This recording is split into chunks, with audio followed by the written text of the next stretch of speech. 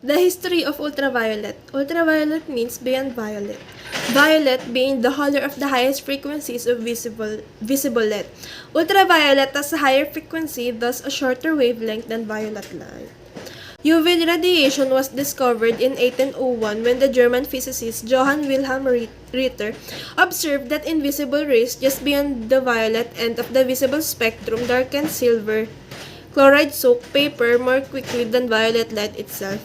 He called them de-oxidizing rays to emphasize chemical reactivity and to distinguish them from heat rays discovered the previous year at the end of the visible spectrum. The simpler term chemical rays was adopted soon afterwards and remained popular throughout the 19th century, although some said that this radiation was entirely different from light. The term chemical rays and heat rays were eventually dropped in favor of ultraviolet and infrared radiation, respectively. In 1878, the sterilizing effect of short wavelength light by killing bacteria was discovered.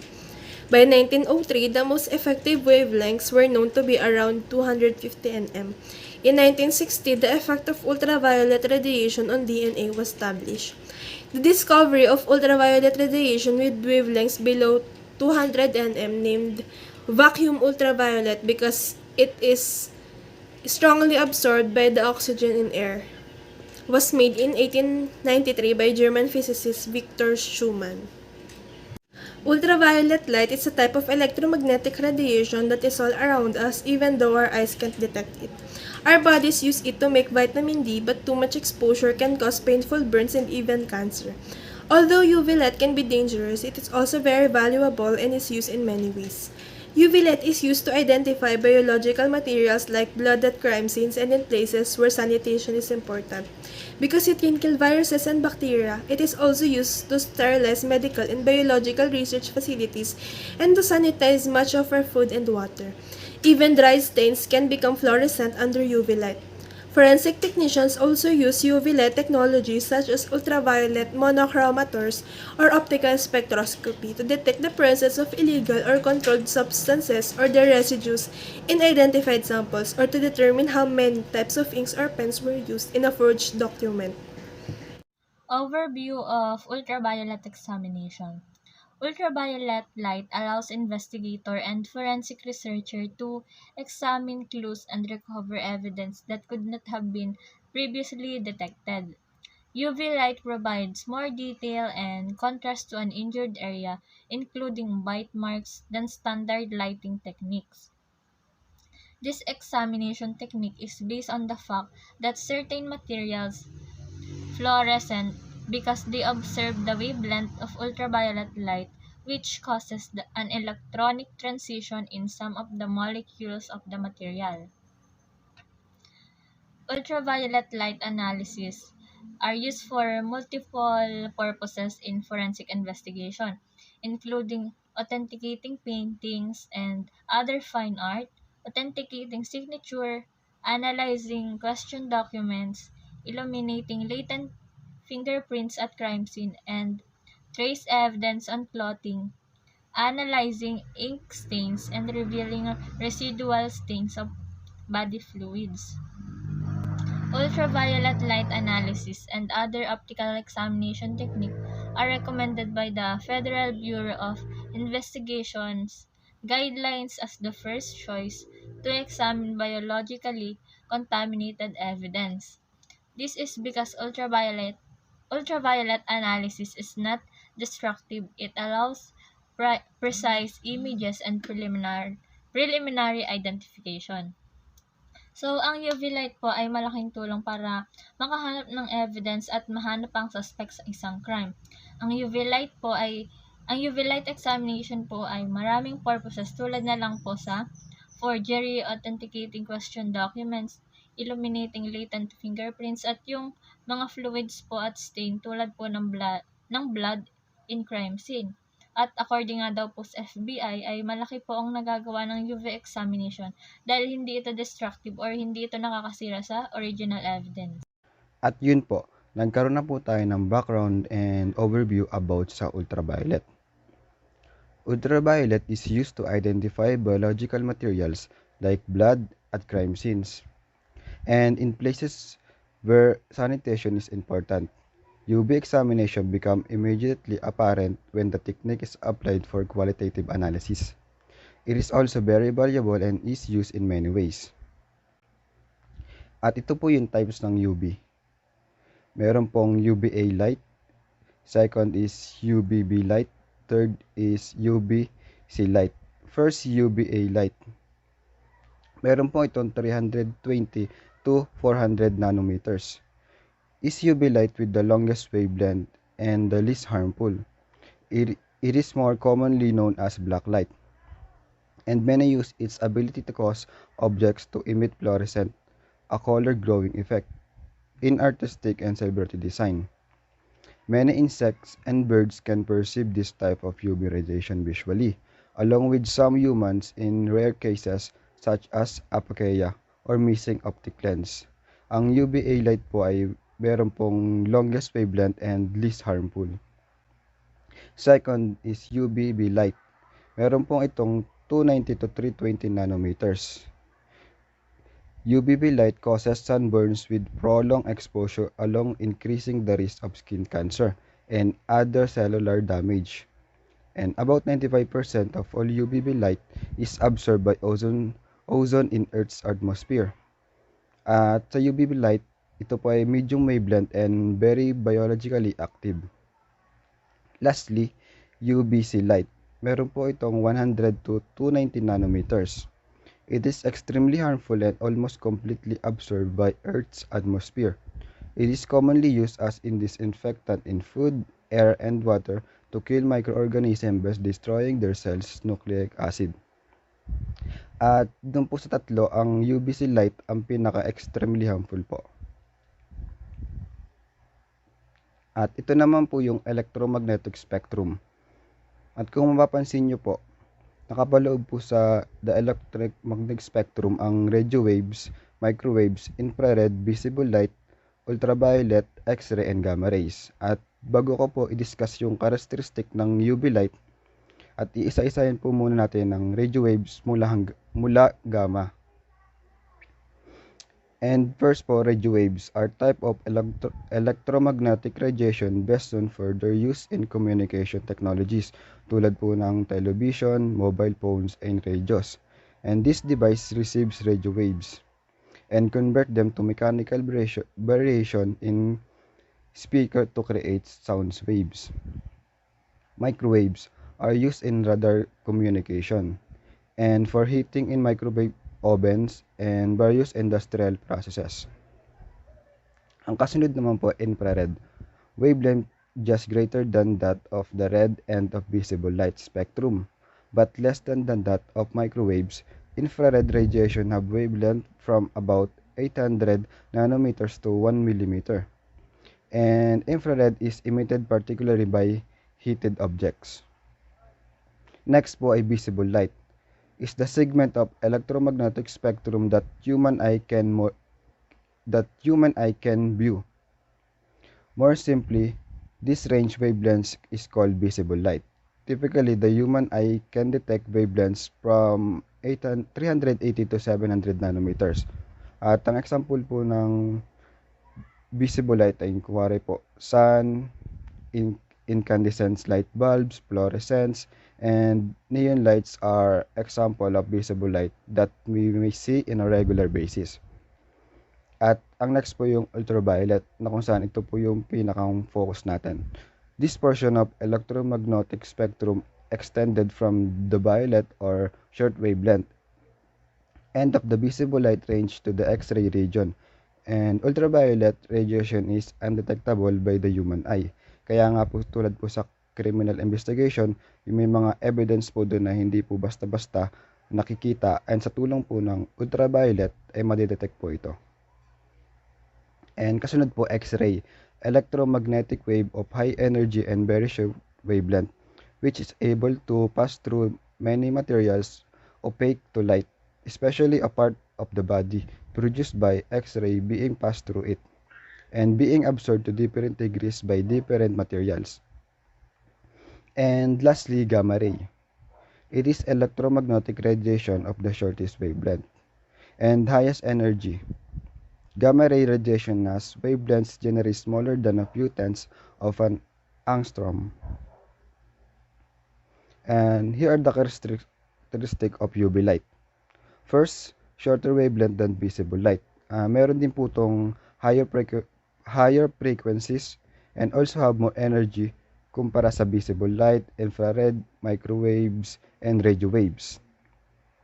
At second, ultraviolet can kill living cells and kaya po it can damage the DNA or genes in cells. Lastly, ultraviolet causes skin cancer. Kasi po, too much UV radiation it penetrates our skin layers. And here are example of crimes that UV light can be used in examination. Meron pong counterfeiting, rape case, bite marks, and forgery. And counterfeiting, to imitate something authentic with intent to steal, destroy, or replace the original for use in illegal transactions or otherwise to deceive individuals into believing that the fake is of equal or greater value than the real thing. Kaya po, sa counterfeiting, UV verifies the marks on authentic notes by shining ultraviolet onto the bills or money. Sa pamagitan po ng UV examination, malalaman po kung totoo or peke yung isang pera. At tulad po ng dyan sa picture, ganun po ina-exam yung pera sa pamagitan ng UV. At ang pangalawa naman po ay rape case. Unlawful sexual activity and usually sexual intercourse carried out forcibly or under threat or injury against a person's wills. Kaya po sa rape case, matatagpuan po doon yung, di ba, body fluids, and sa tulong po ng ultraviolet exam, madetect po yung katulad na lang po ng saliva and semen. Kaya po, will actually grow under the light source illumination. At tulad nga po ng sinabi ko kanina, the use of UV examination offers a unique method for locating them. And kasunod naman po ay bite marks. Sa tulong din po ng UV examination, matatagpuan po or mas ma-identify pa po yung bite marks. A bite mark is known as registration of cutting edges of teeth on a substance caused by a jaw closing. UV exam and bite mark po can give useful clues about the persons. Kasi po, pag sa tulong po ng UV, mas ma-identify pa po yung bite marks, yung kung ano po yung mga pattern nito sa isang tao or ano pong kinalaman nito dun sa isang person. And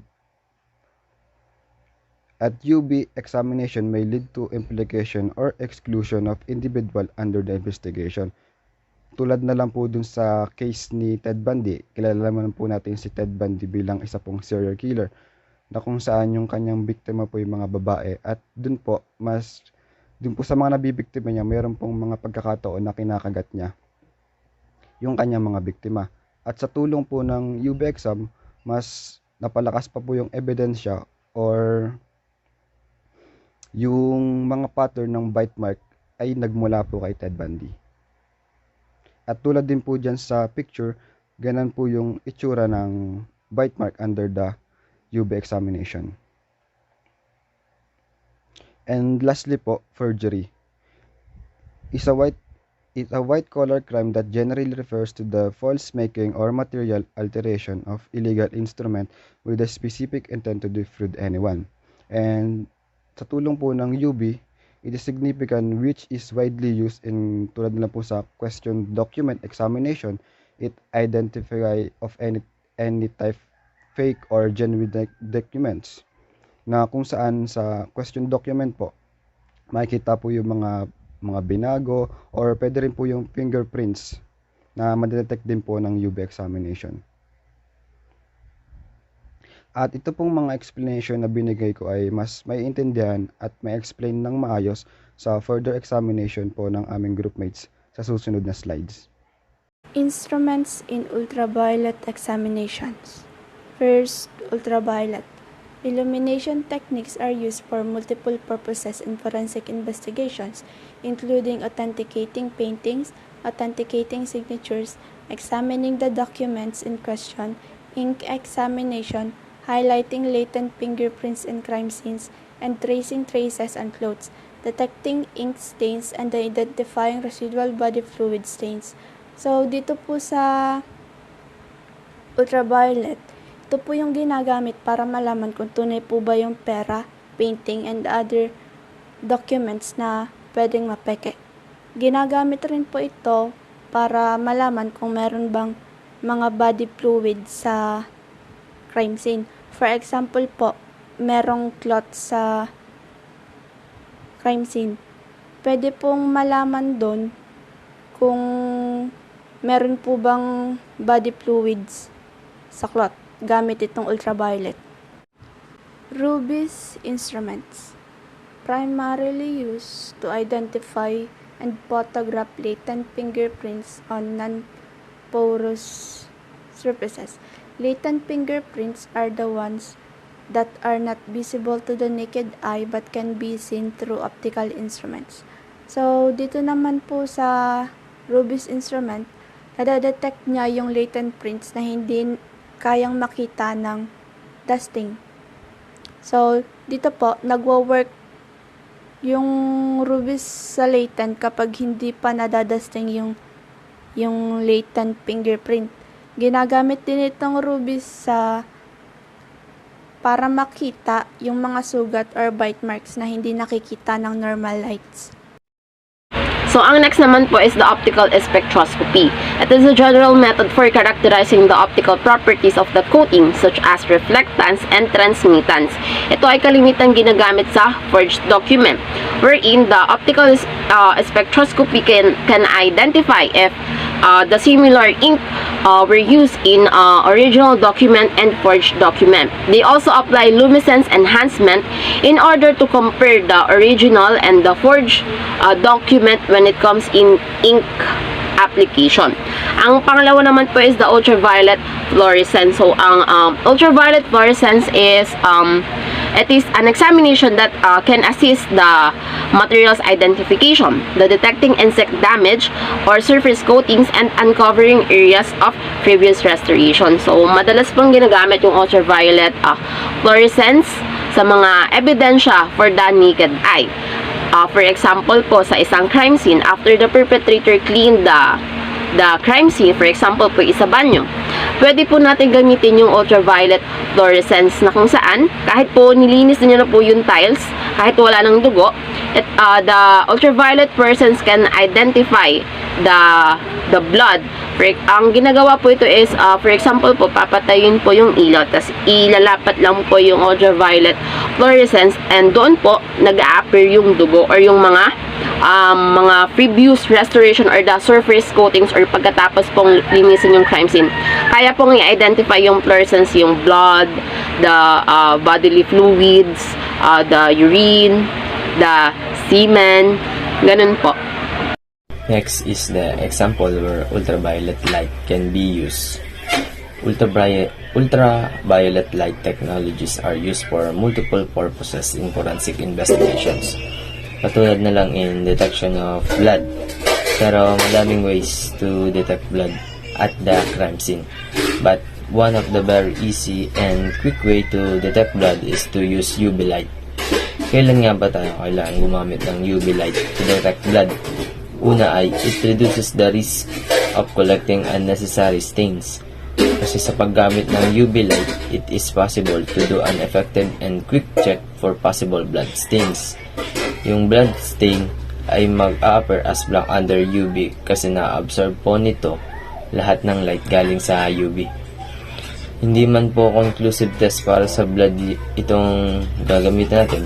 Effective naman po siya as presumptive test and can often eliminate the unnecessary collection of stains that appear to be blood are actually from another source. Next po ay detect blood on dark, red, or violet surfaces.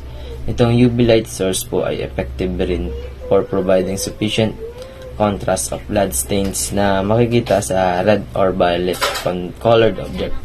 Nakakatulong po ito para ma-visualize yung mga stains na hindi makita ng ating naked eye and para rin po ma-picturean ito and use as evidence. Also, it can find blood stains that are concealed by paint. Dito naman po, ginagawa ng perpetrator is painting the areas that have been exposed to blood. Kasi impossible nga naman po nating makita ito using our naked eye.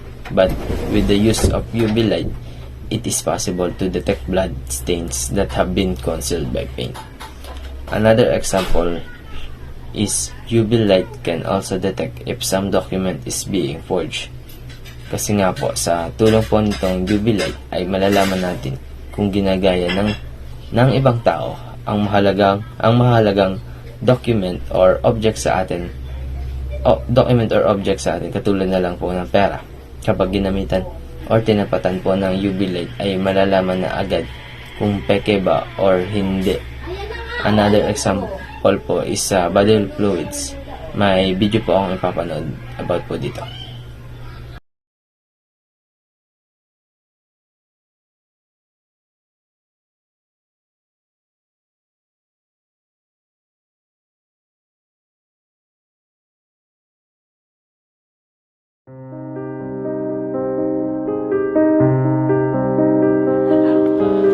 Doing your crime scene search, right? Yes. Okay, turn on the light down there. All right, so you're going to use the crime scene search light and CSS. Yep. It's not going. Oh, it's not on enough yet, so we'll go on in a minute.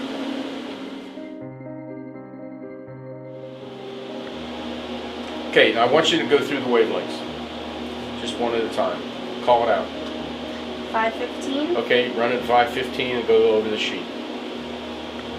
So you're still able to pick it up? Okay. It's not as intense, but it's there, and these things should start to be looking a little orangey color. Okay. Next one.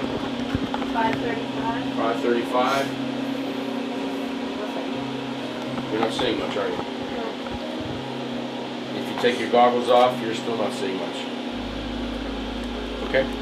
Next one. 555. Again. You're not seeing anything. That's White. We will need to do. Next one down. 300 to 400. That's your ultraviolet. Take your goggles off. All right, so this is the way we used to look for semen before there was such a thing as an ultralight source. We used to, or an ALS. We used to. You don't need the goggles for this. You don't need them. So, semen fluoresces with ultraviolet light. Now bring the ALS up to here. What you see here is that the pillowcase itself is fluorescing. You can't see anything of the fluorescence in it. It's being masked. The reason for that is that the pillowcase has a lot of detergents in it. The sheet has never been washed. So the sheet doesn't have any detergents or brighteners in it. And so you're able to see the semen. Now when we were doing this back in the 1970s and earlier than that, we would use the ultraviolet light to look for semen. We could find it in garments that weren't washed very often just by doing the light like we're doing it now. It certainly works even after dark objects have been washed. But on light objects where they have brighteners, you can't see it. Okay? And you can put the goggles on, and you can still see it with the goggles on. Okay? Next one, next wavelength is 4. You still see it a little bit up here, but it's not as bright. Okay? And you can still see the semen. Take your goggles off. Now, if you were looking for blood, there's blood down in the lower left-hand corner. And yeah, that's the wavelength that blood absorbs the most at. So you're looking at the blood spots on a white background, they're going to look dark. But you're also going to see other bodily fluids there with the 415 light because they're going to highlight. They're not going to be as intense, but you can see them there, and if you put your goggles back on, then you'll see them even better.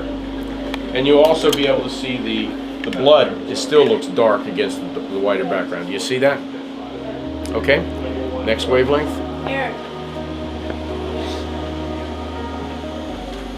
455. Now you're at 455. Come up here to the pillow.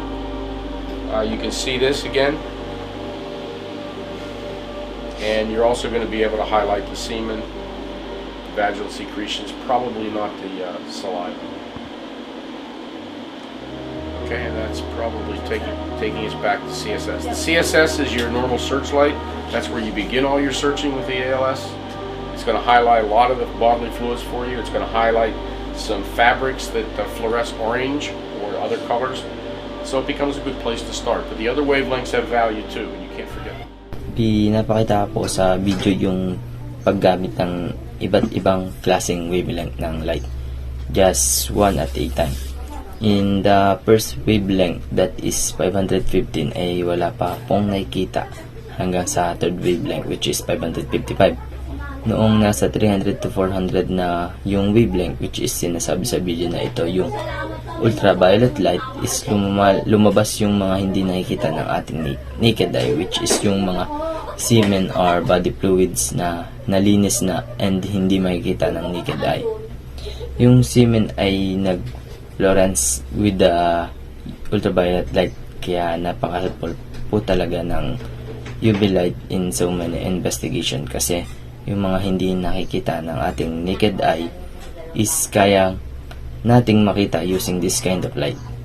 Pinakita din po sa video yung wavelength na makakapag-detect ng blood spots. Sa video pong ito, pinapakita yung halaga ng different wavelength, kasi every wavelength has a value in any investigation. Importance of ultraviolet examination in criminal investigation. It allows the investigator and forensic researcher to examine clues and recover evidence that could not have been previously detected. UV light provides more details and contrast to an injured area, including bite marks, than standard lighting. Through UV light examination, natutulungan nito yung ating mga investigator and at the same time yung mga forensic researcher para mabilis nilang ma-detect and makita yung mga unseen evidences. Ito yung mga evidence na hindi basta-basta makikita ng ating mga mata. Like for example ay yung fingerprint. And kapag mag-examine tayo ng mga injured area, like yung bite mark, much better to use yung UV light dahil ito ay nagpo-provide ng mas accurate details compared dun sa standard lighting techniques. And lastly, the forensic examiner can be able to detect the fingerprints on multicolored surfaces, dust with fluorescent powder or ninhydrin, body secretion such as semen, urine, and perspiration, often glowing illuminated by ultraviolet. As I said earlier, ito nga yung mga evidence na hindi natin basta-basta nakikita ng ating naked eye. Yung mga fingerprints and yung mga substances mula sa ating katawan, such as semen from male organ, urine, ito yung ating ihi, and perspiration o yung ating pawis. Sila ay, kapag sila ay inano nung ultraviolet light, sila ay nag-glow and mabilis makikita.